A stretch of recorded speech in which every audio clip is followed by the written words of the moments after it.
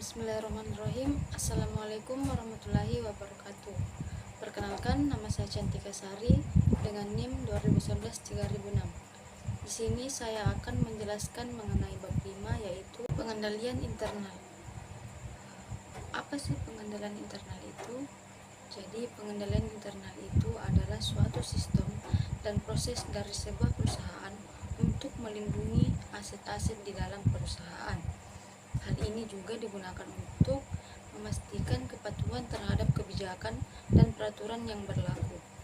Yang dimaksud peraturan yang berlaku adalah pengendalian internal dari seluruh data suatu bagian akan otomatis diperiksa oleh bagian lain di suatu perusahaan. Dalam teori akuntansi, pengendalian internal merupakan suatu proses yang dipengaruhi oleh sumber daya manusia dan teknologi informasi yang dirancang untuk membantu sebuah organisasi atau perusahaan untuk mencapai tujuannya masing-masing. Pengendalian internal ini sebuah cara untuk mengawasi, mengarahkan, dan mengukur sumber daya manusia dalam suatu organisasi ataupun perusahaan. Pengendalian internal ini cukup penting bagi perusahaan karena menyangkut data-data di dalam perusahaan, karena setiap ada data yang masuk harus diverifikasi. Contohnya seperti rotasi jabatan, pengajuan cuti, laporan kerja dinas, dan lain-lain. Sistem di dalam pengendalian internal ini meliputi seluruh cara dan alat yang ditetapkan untuk menjaga keamanan harta dan data milik perusahaan, memeriksa ketepatan data, meningkatkan efisiensi operasional, dan menjaga peraturan yang sebelumnya sudah ditetapkan. Kemudian, hubungan pengendalian intern dengan ruang lingkup atau skop pemeriksaan. Jika pengendalian intern suatu satuan usaha lemah, maka kemungkinan terjadinya kesalahan, ketidakakuratan, ataupun kecurangan dalam perusahaan sangat besar. Bagi akuntan publik, hal tersebut menimbulkan risiko yang besar, dalam arti risiko untuk memberikan opini tidak sesuai dengan kenyataan. Jika auditor kurang hati-hati dalam melakukan pemeriksaan dan tidak cukup banyak mengumpulkan bukti-bukti yang mendukung pendapat yang diberikannya. Untuk mencegah kemungkinan tersebut, jika dari hasil pemahaman dan evaluasi atas pengendalian intern perusahaan, auditor menyimpulkan bahwa pengendalian intern tidak berjalan efektif, maka auditor harus memperluas skop pemeriksaannya pada waktu melakukan substantif test. Misalnya, waktu mengirim konfirmasi piutang, jumlah konfirmasi yang dikirimkan harus lebih banyak. Kemudian pada waktu melakukan observasi atas stok opname, tes atas perhitungan fisik persediaan harus lebih banyak. Sebaliknya, jika auditor menyimpulkan bahwa pengendalian intern berjalan efektif, maka skop pemeriksaan pada waktu melakukan substantif tes bisa dipersempit. Kemudian, bagaimana melakukan pemahaman dan evaluasi atas pengendalian intern? Auditor harus mendokumentasikan pemahamannya tentang komponen pengendalian intern entitas yang diperoleh untuk merencanakan audit. Bentuk dan isi dokumentasi dipengaruhi oleh ukuran dan kompleksitas entitas, serta sifat pengendalian intern entitas. Sebagai contoh, dokumentasi pemahaman tentang pengendalian intern entitas yang besar dan kompleks dapat mencakup bagan alir atau flowchart, kuesioner, atau tabel keputusan. Namun, untuk entitas yang kecil, dokumentasi dalam bentuk memorandum sudah memadai. Umumnya, semakin kompleks pengendalian intern dan semakin luas prosedur yang dilaksanakan, seharusnya semakin luas dokumentasi yang dilakukan oleh auditor.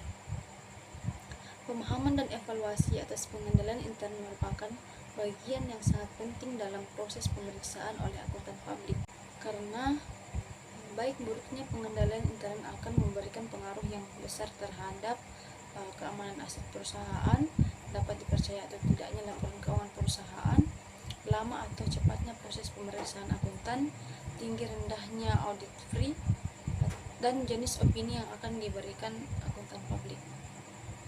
Kemudian ada 3 cara yang bisa digunakan akuntan publik, yaitu yang pertama, internal control questionnaires. Cara ini banyak digunakan oleh kantor akuntan publik atau KAP karena dianggap lebih sederhana dan praktis. Biasanya KAP sudah memiliki surat set ICQ yang standar yang bisa digunakan untuk memahami dan mengevaluasi pengendalian internet di berbagai jenis perusahaan. Pernyataan-pernyataan dalam ICQ diminta untuk dijawab ya atau tidak relevan.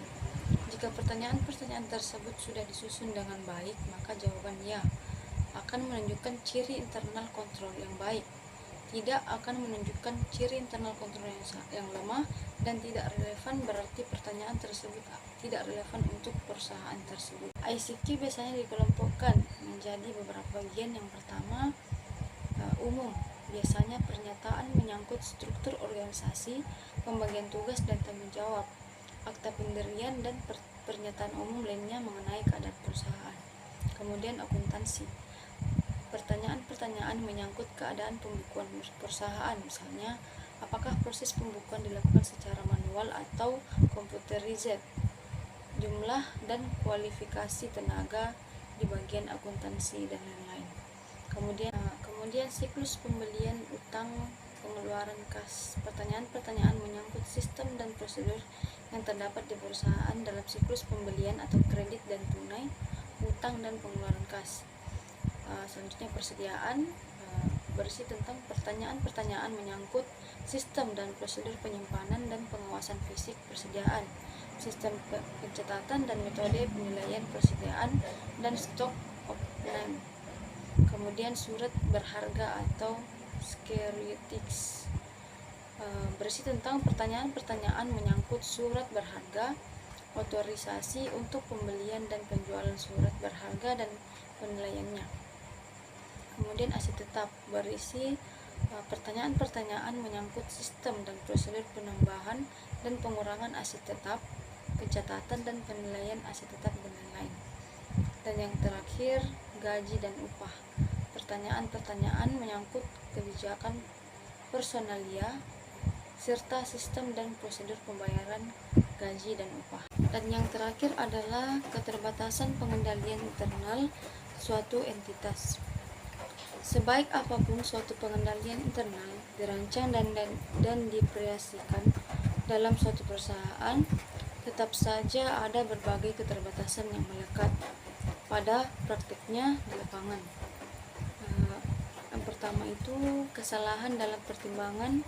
Kadang-kadang manajemen dan personal lainnya dapat melakukan pertimbangan yang buruk dalam membuat keputusan bisnis atau dalam melaksanakan tugas rutin karena informasi yang tidak mencukupi, keterbatasan waktu, atau prosedur lainnya.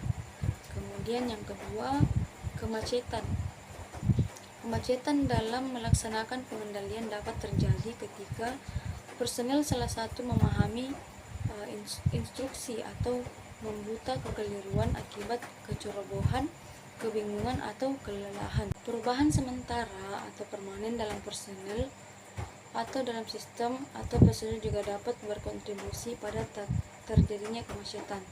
Kemudian kolusi, individu yang bertindak bersama seperti karyawan yang melaksanakan suatu pengendalian penting bertindak bersama dengan karyawan lain, konsumen atau pemasok dapat melakukan sekaligus menutupi kecurangan sehingga tidak dapat dideteksi oleh pengendalian internal. Kemudian penolakan manajemen. Manajemen dapat mengesampingkan kebijakan atau prosedur tertulis untuk tujuan tidak sah seperti keuntungan pribadi atau presentasi mengenai kondisi keuangan suatu entitas yang dinaikkan. Kemudian yang terakhir, biaya versus manfaat. Biaya pengendalian internal suatu entitas seharusnya tidak melebihi manfaat yang diharapkan untuk diperoleh, karena pengukuran yang tepat baik dari biaya dan manfaat biasanya tidak memungkinkan. Manajemen harus membuat baik estimasi kuantitatif maupun kualitatif dalam mengevaluasi hubungan antara biaya dan manfaat. Mungkin itu saja dari saya, kurang lebihnya mohon dimaafkan. Billahi fisabilillah, fastabiqul khairat. Assalamualaikum warahmatullahi wabarakatuh.